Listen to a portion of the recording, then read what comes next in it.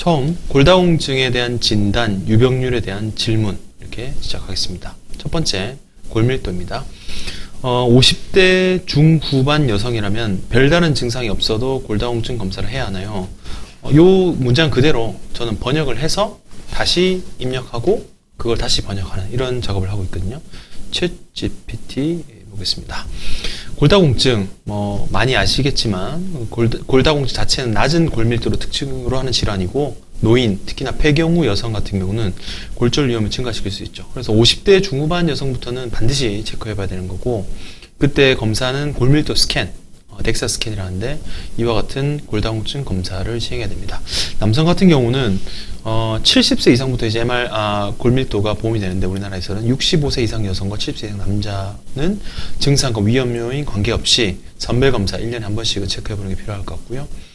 가끔 이제 조기 폐경, 빨리 이제 부인과 수술 하셨던 분들 같은 경우는 45세 이전에 폐경을 경험한 경우도 있으니 이런 분들은 상당히 골다공증 위험에 노출되어 있죠. 그래서 제 환자분 가운데도 나이는 40대 초반이신데 골밀도 자체가 엄청 낮아서 저한테 치료받는 분들이 많이 계시거든요. 그래서 골다공증은 이제 과거력, 이와 더불어 골절의 개인력, 장기간의 스테로이드 사용, 그리고 흡연과 음주, 저체중, 그리고 류마티스 관절 같은 것들이 있을 경우는 반드시 체크해봐야 될 그런 상태입니다. 특히나 코티코스테로이드, 스테로이드 약물을 많이 드시거나 암 치료 같은 걸 하실 경우는 골다공증 위험이 증가하니까 50대 이전이라도 체크해보는 것이 필요할 것 같습니다.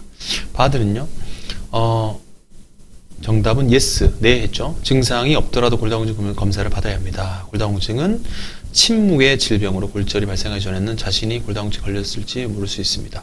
나 허리 안 아프다, 괜찮다, 튼튼하다 라고 이제 자신하다가는 이 골다공증 검사를 안 해보시고는 나중에 엄청 후회할 수도 있습니다. 그래서 50대 중후반 여성이면은 검사를 받는 것이 중요하죠. 여성 같은 경우, 특히나 아시아인종, 그리고 조기 폐경, 낮은 체중, 스테로이드 약을 드시거나 류마티스 관절염 같은 의학적 상태. 저는 바드 써보면 이렇게 정리를 좀 요약을 좀 잘 해주더라고요. 챗 GPT보다는 의학적인 부분에 대해서 상당히 정리를 잘 해주는 것 같습니다. 골다공증 검사 같은 경우는 추가적으로 엉덩이의 척추 골밀도를 측정하는 검사라고 보시면 되겠습니다.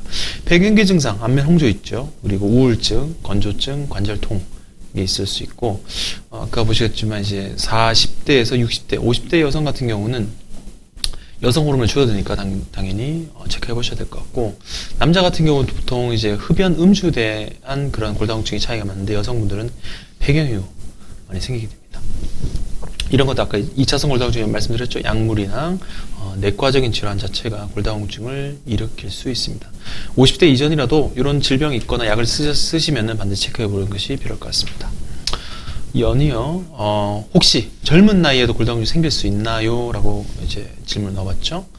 챗 GTP 보겠습니다. 골다공증은 일반적으로 노인과 관련이 있다. 하지만 드물지만 젊은 나이에 골다공증이 발생할 수 있다. 저는 제가 본 그 가장 젊은 나이, 만 나이 지금 37세까지는 보긴 했거든요. 그래서 그분은 부인과 수술을 하셨던 분이고, 조금 젊은 나이에 증상이 생기셔가지고 치료하는 분들이고요. 젊은 개인의 경우에는 골다공증 같은 게 다양한 요인이 있는데, 보시면은 유전적, 과거에 우리 가족분 중에 골다공증이 있는 분들, 그리고 내과적인 부갑상선 기능 항진증, 그리고 성성기능 저하증, 쿠싱 증후군 같은 경우는 호르몬 장애 있으면 부갑상선 기능 같은 거 있으시면 골다공증이 생길 수 있고요. 아까 말씀드린 스테로이드 약물을 많이 쓰시거나 암이 있으신 위험이 생길 수 있습니다. 영양 부족, 이거는 잘은 없으실 건데 잘 섭취하지 못하시는 병이 있거나 잘 섭취하지 않게 되면 골다공증이 생길 수 있고요. 섭취적인, 그래서 예전에 기사도 있네요. 청소년기에 너무 이제 그 마른 몸매를 유지하려고 일부러 안 먹다가 골다공증이 생겼다는 그런 뉴스 본 적이 있는데, 영양 부족 자체도 원인이 될 수 있고요.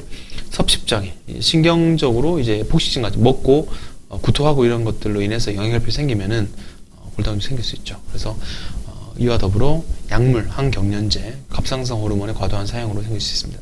나이가 어리더라도 이런 것들이 있게 되면 골다공증이 발생할 수 있으니까 체크해보는 것이 필요할 것 같습니다. 바드도 역시 20대, 30대, 40대에 영향을 미칠 수 있고, 이런 걸 청소년 골다공증이라 한다고 했습니다. 청소년 골다공증 원인 정리했는데요. 골다공증 가족력이 있는 경우, 엄마, 아빠 모두 다 이제 골다공증이 있으시면서 가족 중에 골다공증이 있는 분들은 체크해봐야 될 것 같고요. 그런 경우 자신이 골다공증 걸릴 확률이 더 높죠. 특히 추가적으로 신경성 식욕 부전, 아까 그 심리적인 상태로 밥을 먹고 구토를 해야 되는 그런 병이 있거나 아니면 갑상선이나 항진증 약을 드시는 분, 염증성 장질환, 요거는 이제 류마티스성 질환인데 이런 질환이 있는 경우는 골다공증 발생 가능성이 높아집니다.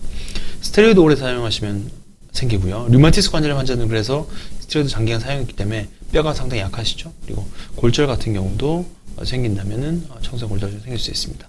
이 어린 나이에 골다공증이 생기면은 예방하기용 충분한 칼슘과 비타민 D를 섭취. 요새는 어린 아이들도 이런 칼슘과 비타민 D 섭취하는 그런 약도 있거든요. 물론 영양소 자체는 음식으로 섭취하는 게 제일 좋긴 하지만 뭐 유제품, 녹색 채소, 뭐 강화식품에서 얻을 수 있지만 만약에 부족하다면은 그 칼슘과 비타민 D를 섭취하는 게 좋을 것 같고요. 규칙적으로 운동하고 금연, 금주하는 것이 필요할 것 같습니다. 남성 골다공증은 원인이 불확실한 경우는 그냥 진행하는데 확실하면 이 원인을 치료해야 됩니다. 그러니까 말씀드린 당뇨, 여성 같은 임신도 있고요. 염증성 장질환, 스테로이드, SLE 이런 거는 이제 류마티스 계통 질환입니다. 다발성 골수증 같이 암, 혈액암이 있는 경우도 골다공증이 발생할 수 있습니다. 그래서 이런 그룹병, 골혈화증이 있으면 젊은 나이에도 골다공증이 생길 수 있고요. 임신 및 수유에 관련된 골다공증 압박골절도 케이스로 붙어가 있는데 이렇게 다발성으로 여기 7, 8, 9, 10, 12 요추 2번, 4번 7개가 부러졌네요. 나이가 젊은 여성도 이렇게 골절이 생길 수 있습니다. 다음 세 번째 질문입니다. 뚱뚱한 사람이 골다공증 걸릴 확률이 높나요? 그리고 곰국은 뼈에 좋은가요? 골다공증이 유전되나요? 하나씩 알아보겠습니다. 챗GPT입니다. 비만은 그 좀 약간 의견이 좀 다를 수 있는데 일반적으로는 그 비만 자체가 높은 골밀도와 관련이 있다고 생각했으나 이게 복잡한 요인이 좀 있습니다. 그래서 기계적으로는 체중 자체가 스트레스를 가해서 골다공증이 골뼈의 형성을 자극할 수 있다라고 얘기하고 있고요. 비만 자체가 근데 이제 폐경 후에 여성의 높은 여성 호르몬 수치와 불균형과 연관될 수 있어서 이게 골밀도에도 보호 효과가 있고 그래서 다만 이제 비만 자체가 골다공증 리스크를 줄일 수 있으나 다른 대사장애 그리고 당뇨병 같은 생길 수 있기 때문에 좀 복합적으로 생각할 수 있어서 반드시 비만하다고 뼈가 강하다라고 얘기하기는 조금 부족하다라고 얘기하고 있습니다. 전반적으로는 이 골다공증은 다면적인 관계, 비만과 다양한 요인이 영향을 받는다. 곰스포 같은 경우는 곰국이죠. 증진한다는 과학적 근거가 전혀 없고요. 곰국 많이 먹으시면 오히려 인의 섭취를 많이 했기 때문에 칼슘이 좀 빠져나갑니다. 그래서 많이 드시는 건 좋지 않고요. 유전 당연히 인자가 있고 식이요법과 운동 전반적인 건강 라이프를 찾는 것이 필요할 것 같습니다. 바드는요. 보시면 비만인 사람은 골다공증에 걸릴 확률이 높다고 얘기했습니다. 아까는 챗GPT는 비만한 뼈가 강해질 수 있으나 다면적인 인자가 있다 하지만 여기는 비만 자체가 골다공증의 주요 위험 인자로 이어질 수 있다.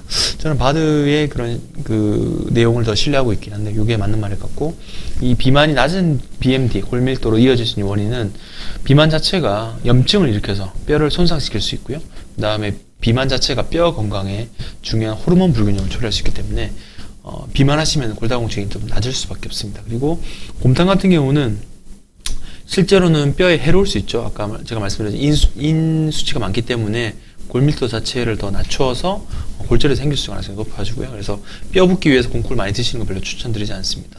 골다공증은 연령, 성별, 인종, 가족력, 생활 방식, 패턴과 같이 여러 가지 요인으로 유전을 볼 수 있고 그 유전되는 걸로 알고 있으면 되겠습니다. 골다공증 예방을 위한 요령은 칼슘과 비타민 D를 섭취하는 것이 필요하고요. 운동, 담배, 알코올 섭취 제한, 체중 유지. 체중 유지가 이제 주요 포인트인데 아까 챗 GPT에는 체중이 좀 증가하면 뼈가 강하다고 했지만 요 내용은 바드 내용이 맞는 것 같고요. 요런 내용을 계속 나올 건데 숙지하시면 도움이 되실 것 같습니다. 그래서 체지방이 좀 올라가면은 척추 골절 발생 가능성이 훨씬 위험 62% 이상 올라가고요. 근육량에 따라서는 발생 위험이 낮아지는 그런 걸로 알고 계시면 될 것 같고 골다공증이 허리둘레 비만 환자들은 2.6배 이상 올라가는 걸로 되어 있습니다. 사골국 뼈에 좋다. 이게 칼슘 권장량이 이제 500에서 1000mg 정도 이제 되는데 이 곰국 자체는 칼슘이 14mg으로 뭐 거의 2%밖에 안 되죠. 우유에 비해서는 기준 차이가 엄청나게 됩니다. 그래서 차라리 우유 2잔 마시기 훨씬 낫고, 1일 기준치를 이제 양으로 보면 2%도 65%니까 차이가 너무 많이 납니다. 그래서 칼슘 자체를 좀 줄어드는 인도 이제 많이 들어있으니까 살만 찌고 뼈가 나가니까 곰국은 최소한으로 드시는 게 좋을 것 같습니다. 뼈가 약하시면 오히려 곰국이 더 몸에 안 좋습니다. 그리고 양쪽 다 골다공증이 있으면 자녀 같은 경우는 10배 이상 높고, 유전인자가 이제 될 경우가 이제 한쪽이면은 3% 정도, 3배 정도 돼 있습니다. 그 대표적인 가족질 한번 보시면요.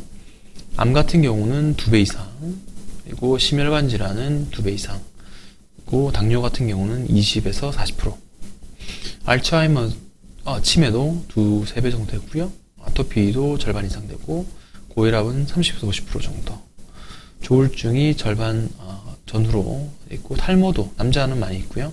골다공증이 3배, 둘 다 있으면 10배까지로 말씀드렸죠. 그래서 3배 정도 높게 체크되고, 비대증은 2배 정도 체크되고 있습니다. 저희 부모님이 낳아줘서 감사한데, 병은 당연히 이전되는 거니까 너무 원망하지 마시고요. 미리미리 대비하시면 되겠습니다.